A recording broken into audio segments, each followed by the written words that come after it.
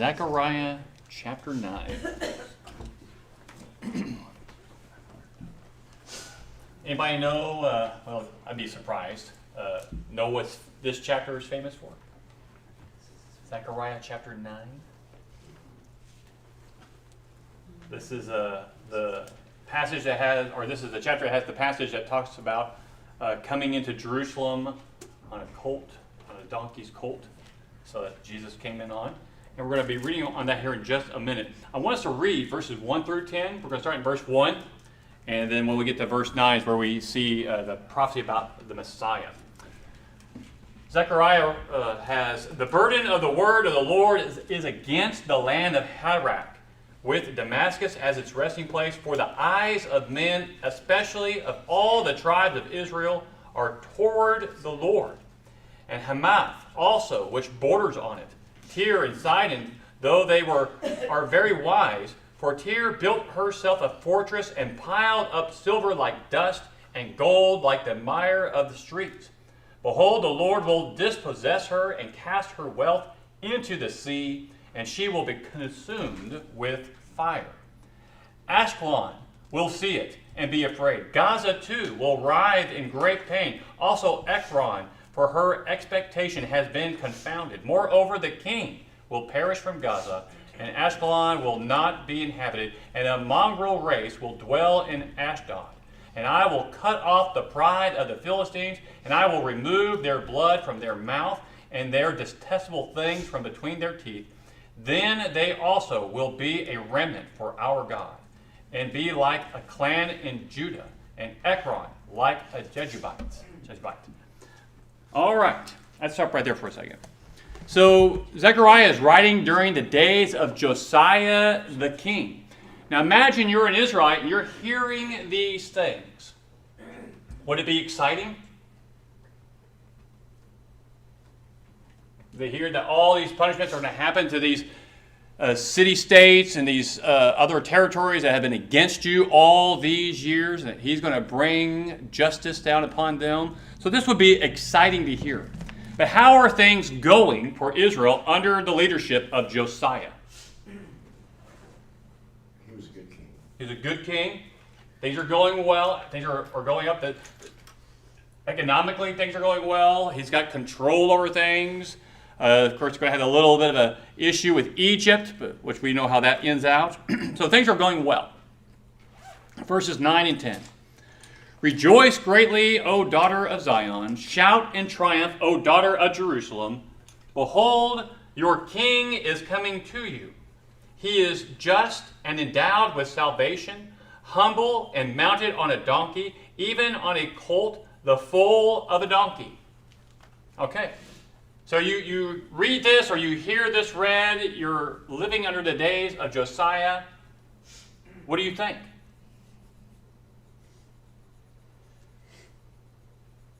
That is about the here and now, not something distant in the future. So maybe Josiah. Yeah. I mean, he's talking about Josiah. So he's coming to you. He is just and endowed with salvation. Now, usually when he talks about the humbled and mounted on a donkey, how does a king normally enter a city?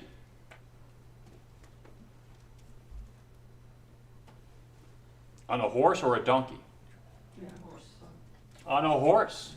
And they did have horses during the days of Josiah. They've been using horses for quite a long time. Were they supposed to? They were not supposed to have horses. No horses in Israel or Judah. They're not supposed to. God told him not to. Yep, no horses. No, don't have that in your army. They're not supposed to do that. And they had been doing it since the days of Solomon. He's the one that brought those in. So here he comes. He's humble, mounted on a donkey, even on a colt, the foal of a donkey. Verse 10, I will cut off the chariot from Ephraim, and the horse from Jerusalem, and the bow of war will be cut off, and he will speak peace to the nations, and his dominion will be from sea to sea, and from the river to the ends of the earth. So let's work through that. So I will cut off the chariot from Ephraim. Who's Ephraim? One of the tribes. One of the tribes of Israel. So what does that mean? Why would he cut off the chariot from Ephraim? and the horse from Jerusalem. Well, Meaning that they're not going to have to fight They- physically anymore. they won't need to fight anymore, okay?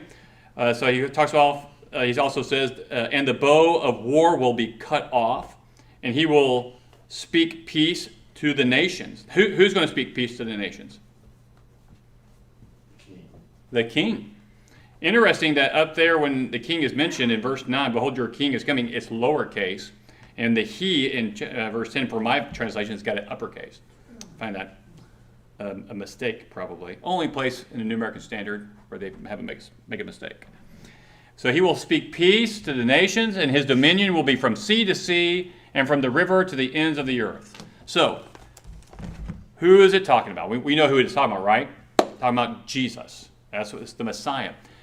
What is this peace he is talking about? Peace to the nations and the breaking of the war. Has it happened?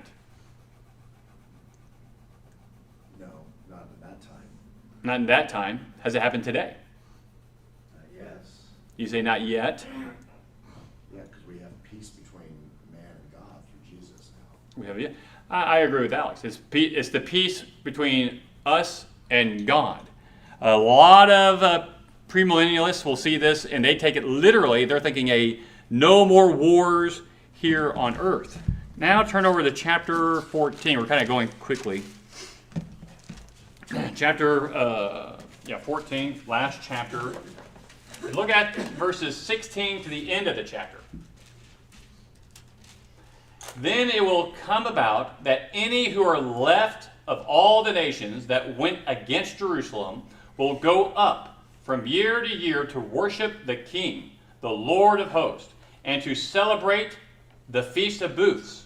And it will be that whichever of the families of the earth does not go up to Jerusalem to worship the King, the Lord of hosts, there will be no rain on them. If the family of Egypt does not go up or enter, then no rain will fall on them. It will be the plague with which the Lord smites the nations who do not go up to celebrate the Feast of Booths. This will be the punishment of Egypt and the punishment of all the nations who do not go up to celebrate the Feast of Booths. Interesting. What is the Feast of Booths? Is that another name of Passover? It's a Pentecost. of Thanksgiving. It's a Thanksgiving feast. The Feast of Booths is for Thanksgiving. They put up the tent, and they have they stay in that tent. It has to do with the Passover, yes, but this is a Thanksgiving feast. You give thanksgiving to the Lord for what He's done in the past, in the Passover, and for even today. So it's a Thanksgiving feast. And who in this verses 6 through 19, who's supposed to be doing this? Everybody. The whole world. And if you don't go to Jerusalem to do this, what's going to happen? No rain. So what is Zechariah talking about?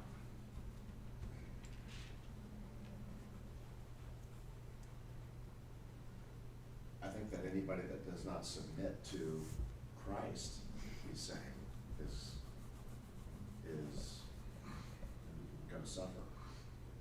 I think you're right. But how do you get that from this passage? Well, he's not speaking in literal terms. Let's read the next part, verses 20 and 21. In that day, so same day, in that day, there will be inscribed on the bells of the horses, Holy to the Lord. And the cooking pots in the Lord's house will be like the bowls before the altar. Every cooking pot in Jerusalem and in Judah will be holy to the Lord of hosts, and all who sacrifice will come and take of them and boil in them, and there will no longer be a Canaanite in the house of the Lord of hosts in that day. All right, holy to the Lord. Let's talk about the bells on the horses. What does it mean to be holy to the Lord? And of course, also in that same context, he talks about the bowls that are used for sacrifice inside the temple. What does it mean for the bells on the horses to be inscribed holy to the Lord?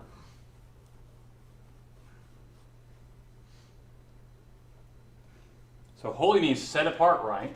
Separate, set apart. So no longer will it be used for war. It's going to be used in service to God. And then not just the bowls in the temple, but any bowl that you find in all of Israel, Judah, can be used for boiling and sacrificing to the Lord. You can use any bowl.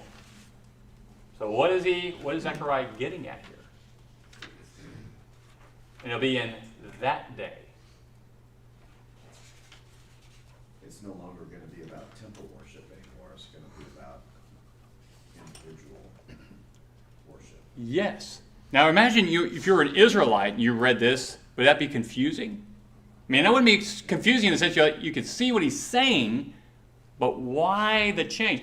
What he's letting them know is hinting at, I think for the Israelites is, he's trying to get them ready. A change is coming. You have a certain way of doing things, but one day it's going to come when anyone can do it, and they can do it with whatever they want, wherever they want. They can do it. And that should have been, and Jesus hints at these things as well. Premillennialists take this passage to be literal. They think Jesus is going to come back, establish a kingdom in Israel, and then when that happens, you and I, every year, will have to go to Israel, to Jerusalem, with the rest of the billions of people on earth, and sacrifice to the Lord there. And if we do not, if we don't go for the Feast of Booths, no rain. Interesting. So if Alex doesn't go, his house gets no rain.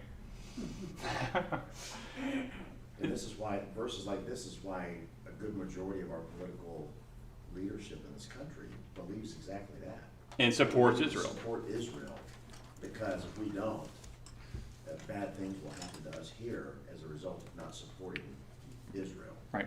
But those things, that interpretation doesn't make sense, especially when you look over to our New Testament, you see Jesus talking about, and the Hebrew writer talking about the change. The change of the priesthood. Things have completely changed in the conversation that Jesus had with the woman, the Samaritan at the well.